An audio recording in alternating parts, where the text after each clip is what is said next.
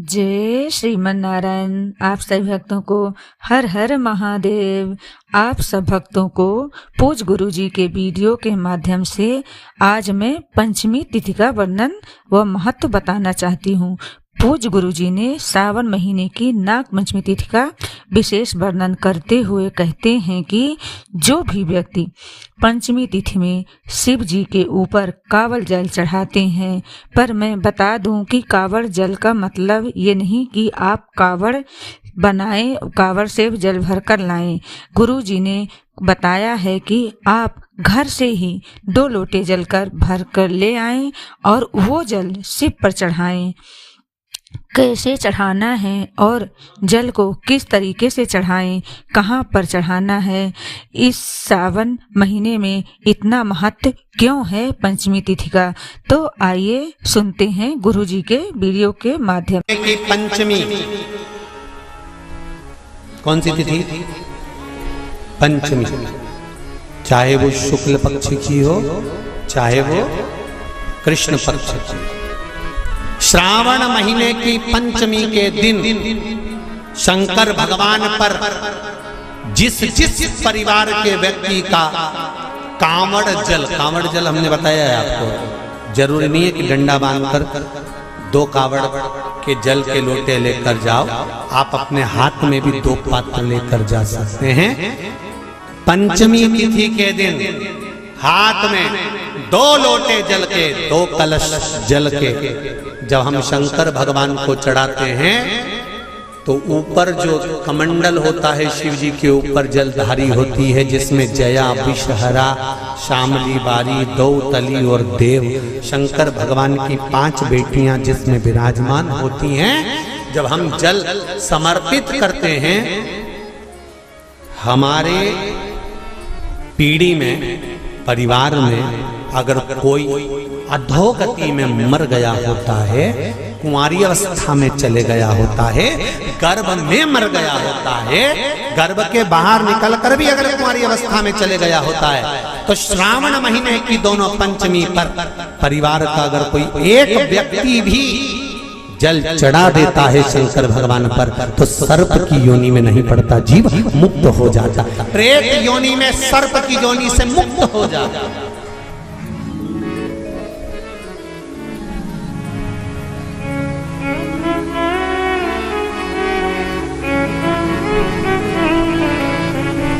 महाराज,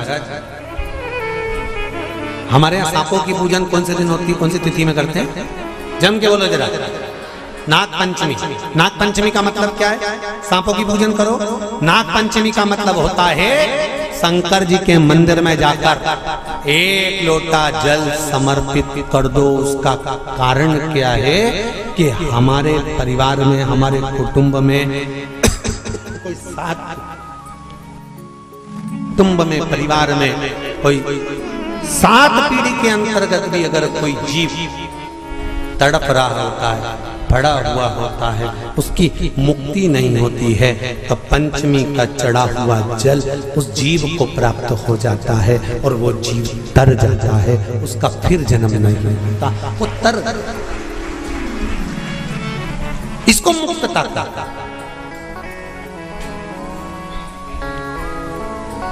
इसको मोक्ष का।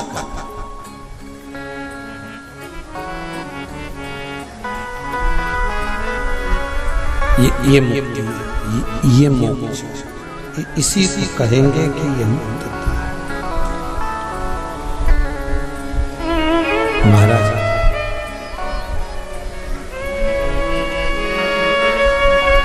गुरुजी, मैं पानी का लोटा चढ़ाते चढ़ाते मेरा पूरा, कम से कम मेरे को 8 साल हो गया, और मेरी जिंदगी में सुख बिल्कुल नहीं आया।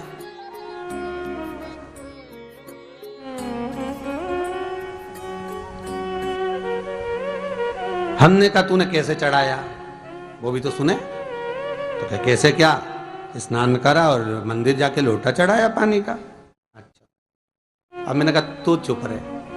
उसके पति, यहीं की इसी ऑफिस की बात है, भवानी मंडी से, उसके पति से पूछा, हाँ जी वर्मा जी, सही बताओ पत्नी लोटा कैसे चढ़ाई?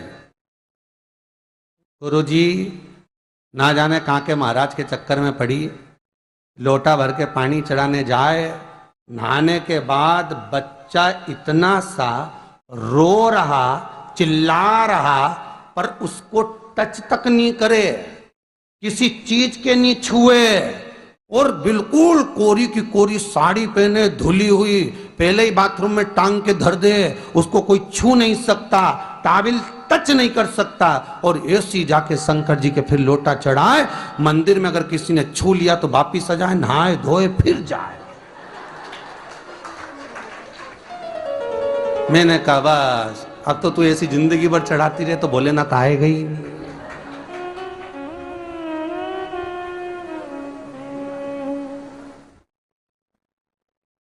सत्य बोलो रे मिलेगा। कई लोगों ने पूछा शंकर को रिझाने के लिए कौन से कलर के कपड़े पहने कि शिव राजी हो जाए। शंकर को पाने के लिए कपड़ा बदलने की जरूरत नहीं होती, शंकर को पाने के लिए कलेजा बदलने की जरूरत होती है, शंकर मिल जाता है। कपड़े से शिव कभी नहीं मिला साहब। आप कौन से कलर के कपड़े पहन रहे हो, ये शिव प्राप्त नहीं करोगे हो। सफेद पहन लिए, लाल पहन लिए, केसर के पहन लिया, उससे शंकर नहीं मिल रहा हो। बहुत सारी रुद्राक्ष की माला धारण कर ली, हाथ में भी खूब सारा रुद्राक्ष पहन लिया, यहां पर भी पहन लिया, कान में भी रुद्राक्ष धारण कर लिया, जटा पे भी रुद्राक्ष लगा लिया, उससे शिव नहीं मिलने वाला हो।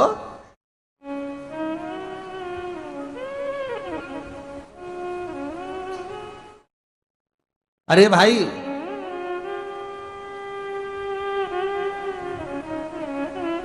किसके पास में जा रहे हो आप जल चढ़ाने के लिए? जम के बोलिए जरा। शंकर जी के पास। शंकर जी कौन है? तुम्हारे कौन से मतलब नहीं है। भगवान को तो केवल इतना मतलब है कि आप मन कैसा लेकर आए हो। ये तन साफ करने से, स्नान करने से, खूब रगड़ रगड़ के नहाने से, लक्स पेयर से, खूब घिस घिस के नालों ने, क्रीम ने, पाउडर, डेंटिंग पेंटिंग करके फिर भगवान के पास जाओ और बढ़िया 2-4 घंटे तक फैशन करके भगवान को रिझाओ, भगवान रिझेगा?